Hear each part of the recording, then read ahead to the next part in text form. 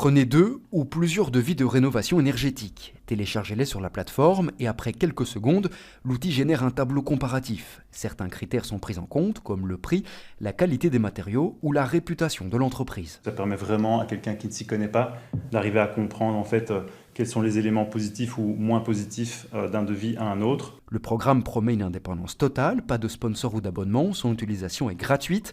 Un projet qui se base sur l'expérience professionnelle de son créateur. De base, je suis commercial, j'ai travaillé tout le temps dans le B2B, puis j'ai fait un passage évidemment dans le secteur de la construction où je m'adressais à des clients particuliers et c'est là que j'ai rencontré en fait vraiment des centaines de gens qui étaient malheureusement mal armés et parfois un peu perdus et qui me communiquaient être tombés sur des devis qui allaient du simple au double pour les mêmes réalisations. L'outil fonctionne grâce à l'intelligence artificielle, mais se base sur une grille de lecture conçue par son fondateur.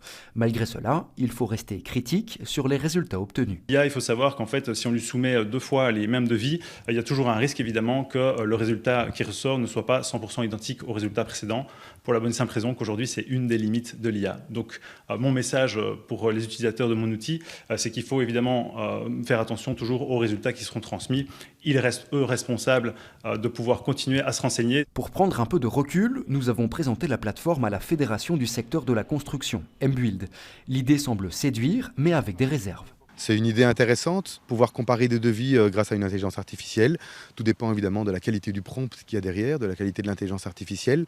Pourquoi pas? C'est vrai qu'un système qui semble comme ça complètement gratuit, philanthropique, ça peut poser question, mais pourquoi pas? La fédération pointe aussi des lacunes. C'est que c'est les personnes qui doivent elles-mêmes apporter leur devis.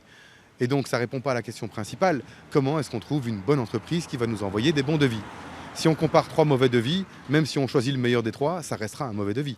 Pour le moment, l'outil se concentre sur les travaux de toiture, de façade ou d'installation des panneaux photovoltaïques, mais son fondateur n'exclut pas d'élargir le champ d'analyse.